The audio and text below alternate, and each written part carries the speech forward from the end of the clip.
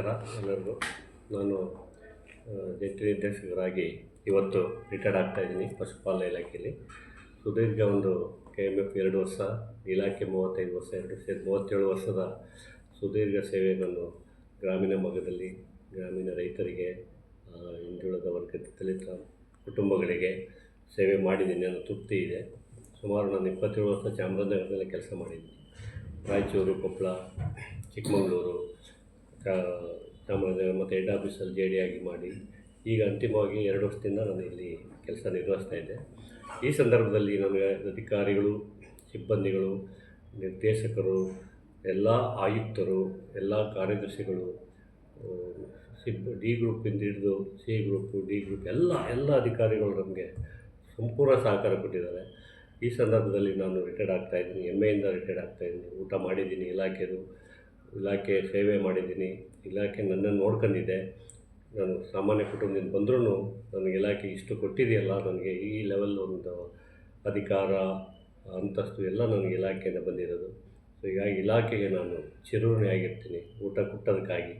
First of all 10 ಅಧಿಕಾರಿಗಳು, higher ಅಧಿಕಾರಿಗಳು ಯಾರ್ಯಾರಿದ್ದಾರೆ ನನಗೆ ಸಪೋರ್ಟ್ ಮಾಡಿದ ಎಲ್ಲರಿಗೂ, ಹಿರಿಯ ಅಧಿಕಾರಿಗಳೆಲ್ಲರಿಗೂ ನಾನು ಅಭಾರಿಯಾಗಿದ್ದೇನೆ.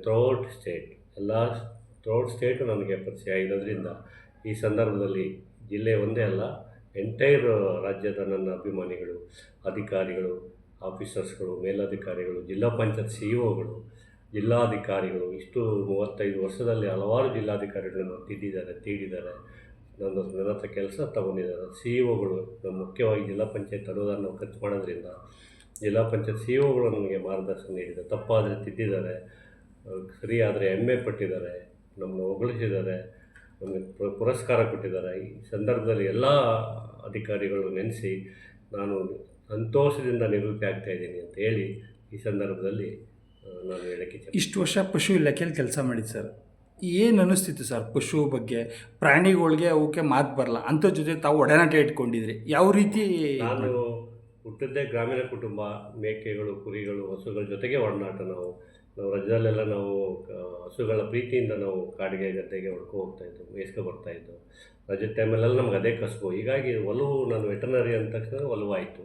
ಸೊ ಅದು ನಾವು ನಮ್ಮ ತಾಯಿಗೆ ಕೂಲಿ ಕಾರ್ಮಿಕ ತಾಯಿ ಆದ್ದರಿಂದ ಅವರು ಏನು ಬಂದು ಜಾನುವಾರುಗಳಿಗೆ ಏನು ಪ್ರೀತಿ ತೋರಿಸ್ತಿದ್ರು, ನಮ್ಮ ತಂದೆ ಏನು ಪ್ರೀತಿ ತೋರಿಸ್ತಾಯಿದ್ರು, ಆ ಪ್ರೀತಿನ ನನಗೆ ತೋರ್ಸೋಕ್ಕೆ ಒಂದು ಅವಕಾಶ ಸಿಕ್ತು. ಅದನ್ನು ನಾನು ಕ್ಯಾರಿ ಮಾಡಿ ಎಲ್ಲ ಬಡ ಜನಗಳಿಗೆ ನನ್ನ ದಾರಿ ಅಂತಿದ್ದೆ. ಇಲಾಖೆಯಲ್ಲಿ ಇಷ್ಟೆಲ್ಲ ವರ್ಷ ಕೆಲಸ ಮಾಡಿದ್ರ, ಎಲ್ಲ ಸೇವೆ ತುಂಬಾ ಇಲಾಖೆ ತಮ್ಮ ಚೆನ್ನಾಗಿ ನೋಡ್ಕೊಂಡಿದೆ.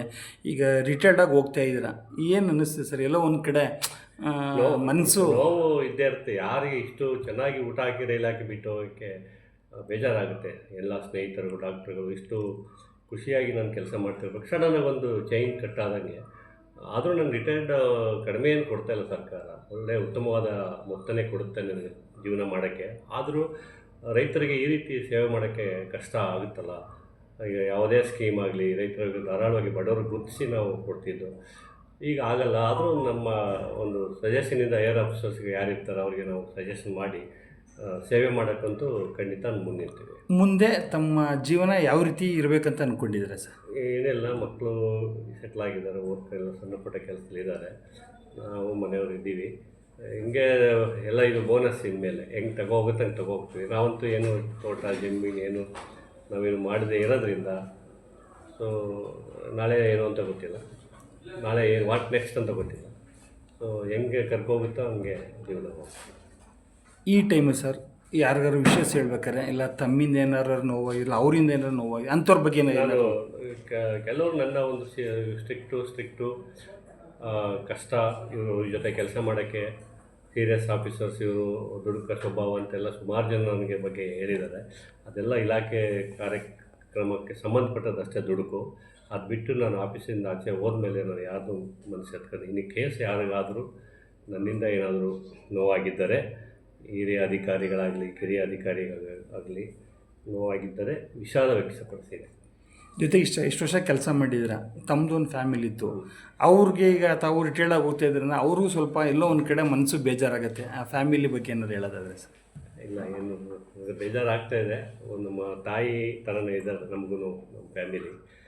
ಹೀಗಾಗಿ ಅವ್ರು ಏನು ಹೇಳ್ತಾರೆ ಅದನ್ನು ನಡ್ಸ್ಕೊಂಡು ಹೋಗ್ತಾರೆ ಅಷ್ಟೇ. ಮಕ್ಕಳು ಉತ್ತಮವಾದ ಮಕ್ಕಳಿದ್ದಾರೆ, ಸೊಸೆ ಇದ್ದಾರೆ, ಅಣ್ಣ ತಮ್ಮ ಮಕ್ಕಳು ಎಲ್ಲ ತುಂಬ ಕುಟುಂಬ ಆದ್ದರಿಂದ ಅವ್ರ ಜೊತೆ ಕಳೆದು ಟೈಮ್ ಪಾಸ್ ಮಾಡೋದೇನು ಕಷ್ಟ ಇಲ್ಲ. ಒಂದೊಂದು ಮನೆಗೆ ಒಂದೊಂದು ಪ್ರೋಗ್ರಾಮ್ಗೆ ಹೋದರೂ ಟೈಮ್ ಪಾಸ್ ಆಗ್ಬಿಡ್ತದೆ. ಕೊನೆಯದಾಗಿ ತಮ್ಮ ಸಹಪಾಠಿಗಳಿಗೆ ಏನು ಹೇಳೋಕ್ಕೆ ಇಷ್ಟಪಡ್ತೀರಾ ಸರ್? ಏನು ನಾವು ಹಾಕಿದ್ದೀವಿ, ನಾವೇನು ಪ್ರೀತಿಯಿಂದ ಕೆಲಸ ಮಾಡ್ತಿದ್ದೋ ಅದು ಅಟ್ಲೀಸ್ಟು ಮುಂದುವರಿಸಿ, ಸಾಧ್ಯ ಆದರೆ ಅದನ್ನು ಸ್ಟಾಪ್ ಮಾಡಬೇಡಿ, ನಿಲ್ಲಿಸಬೇಡಿ.